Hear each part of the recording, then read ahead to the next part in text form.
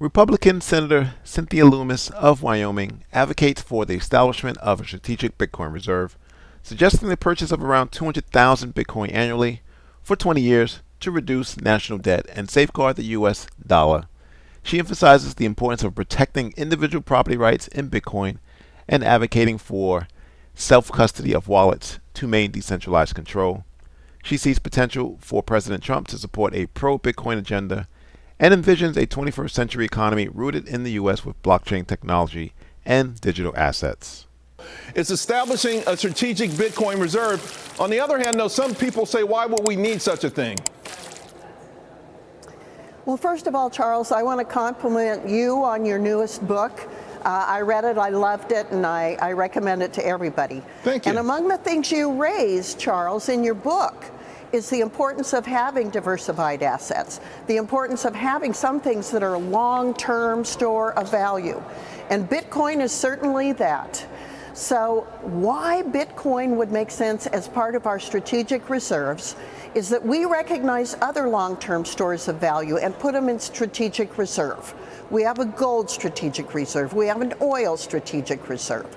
I think it is fitting that Bitcoin, now that is really digital gold, be included among our reserve assets.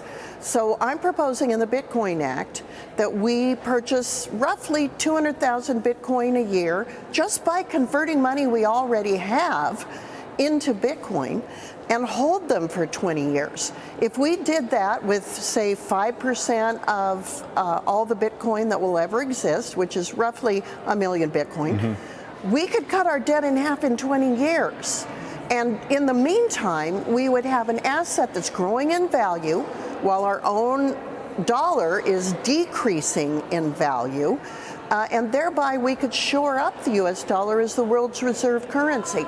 What that does is help us protect ourselves against inflation and protect the US dollar on the world stage. So you also have here, so that's the Bitcoin purchase program, proof of reserve system.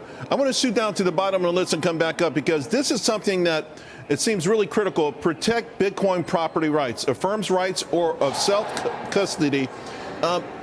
Talk to us about this because this is, I think, an area where a lot of individuals in the retail side are concerned about. It's very important that we protect Bitcoin and people who hold their Bitcoin in individual wallets. We don't want to see this asset become owned only by governments, and certainly don't want to see it controlled by governments because its great virtue is as freedom money. It is infinitely divisible. It can be used all over the world. It is something that you can send from one person to another at a very low cost and very quickly. Its ability to help bring people out of poverty or into the innovator class and the wealthier class is very exciting. And that's why we want to protect individual property rights in Bitcoin and people's individual wallets. Right. There's a phrase, not your keys, not your coin. Your keys are your ability to access your Bitcoin. We want to make sure people have access to their own keys and their own Bitcoin. Senator, I had a guest on yesterday saying that there are up to 290 pro-crypto lawmakers now heading to Congress or in Congress. But you've been there. How does it feel to sort of take a stand, which at one point was a very lonely stand, and now all of a sudden the whole world seems to have the same epiphany? Well, I'm delighted to see people have taken the time to understand more about this asset. I'm delighted to see it become part of the U.S. economy, and I'm thrilled that President Trump identified it as something that we should have the beachhead for in the United States.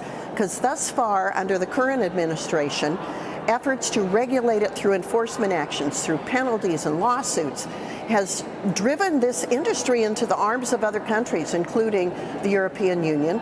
We want to bring them back and have this industry be strong, robust, innovative, and very, very located in the United States, including Bitcoin mining. These are all things that President Trump raised during his campaign, and he seems to be assembling a very pro-Bitcoin cabinet.